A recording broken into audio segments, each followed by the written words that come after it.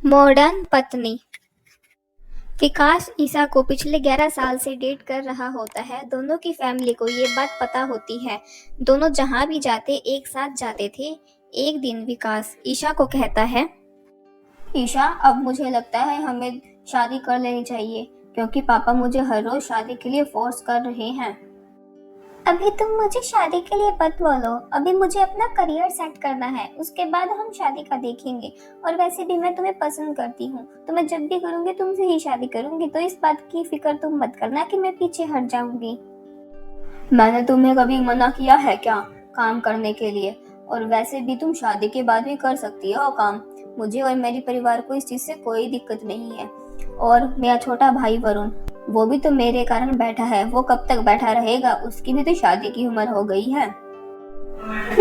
ठीक है, मैं अपने घर पर बात करती हूँ। ईशा अपने घर शादी के लिए बात करती है और उधर विकास भी अपने घर वालों से शादी की बात करता है और फिर दोनों की शादी धूमधाम से हो जाती है। मैं बहुत खुश हूँ कि तुम आज से मेरी जिंदगी में पूरी तरह से आ गई हो। मैं तुम्हें बहुत खुश रखूंगा, बस तुम मेरे माँ बाप को खुश रखना। पहले मुझे लगता था कि मैं तुम्हारी फैमिली के साथ कैसे एडजस्ट करूंगी, पर इनसे मिलकर मेरा वो डर भी दूर हो गया है। Thanks for giving me such a nice family. अगले दिन सुबह विकास और ईशा बेंगलुरु के लिए रवाना हो जाते हैं। विकास ऑफिस में काम करता है और ईशा अपना खुद का बिजनेस वहां पर स्टार्ट कर लेती है।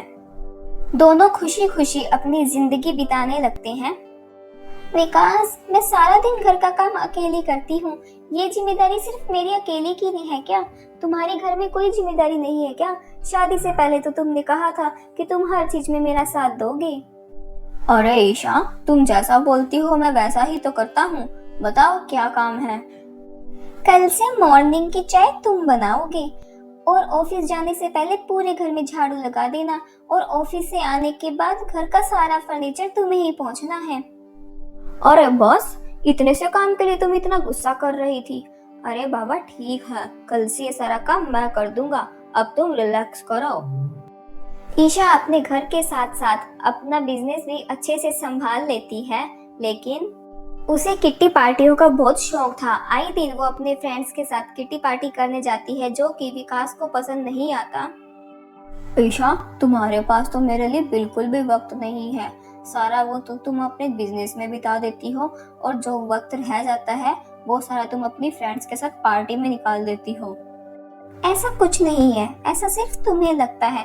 और तुम भी अपने फ्रेंड्स के साथ घूमो, मैंने कहाँ मना किया है। बिजनेस चलाने के लिए थोड़ा बहुत सोसाइटी में उठना बैठना तो पड़ता ही है ना। इतने में ही विकास अपने कपड़े लाकर बेड पर बिखेर देता है। तभी ईशा गुस्से में बोलती है, विकास, तुमको कितनी बार कहा है जो सामान जहाँ से तुम उठाते हो वही रखा करो। किसी ने सही ही कहा है, शादी का मतलब एक बड़े बच्चे को गोद लेना ही है। आजकल तुम मेरा बहुत दिमाग खराब करती हो। पता नहीं क्यों पहले भी तुम्हें ऐसे ही रहता था, लेकिन आजकल तुम्हें मेरे हर एक काम से बहुत प्रॉब्लम होने लगी है। दोनों एक दूसरे से नाराज होकर अगले दिन अपने अपने काम पर चले जाते हैं।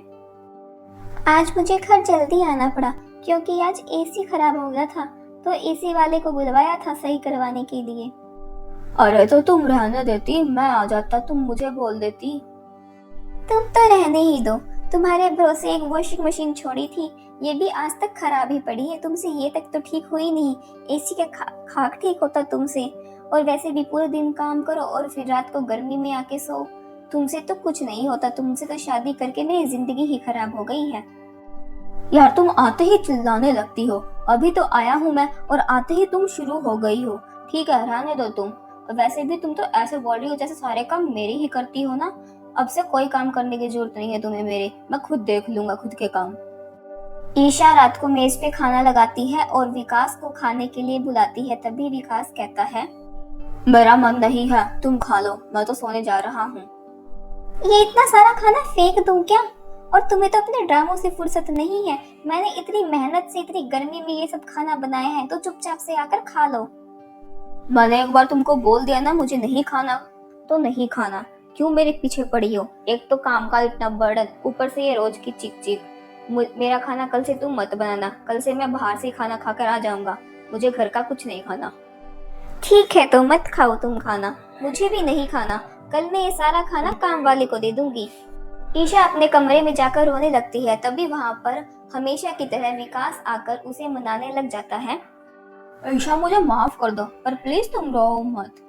मैं क्या करूं यार, मैं तुम्हारी सारी बात तो मानता हूँ, लेकिन फिर भी तुम मुझ पे चिल्लाती रहती हो तो मुझे थोड़ा गुस्सा आ जाता है। चलो ठीक है, अब हम खाना खाते हैं साथ चलकर। ठीक है, पर अब तुम मुझसे प्रॉमिस करो कि अब से तुम मेरी सारी बातें मानोगे। हाँ हाँ ठीक है, अब मुझे समझ आ गया है कि अब मुझे सारी जिंदगी तुम्हारी गुलामी ही करनी है। जब तक मैं तुम्हारा बॉयफ्रेंड था तब तक ही सही था, लेकिन अब तो मैं बस तुम्हारा बेचारा पति ही हूँ।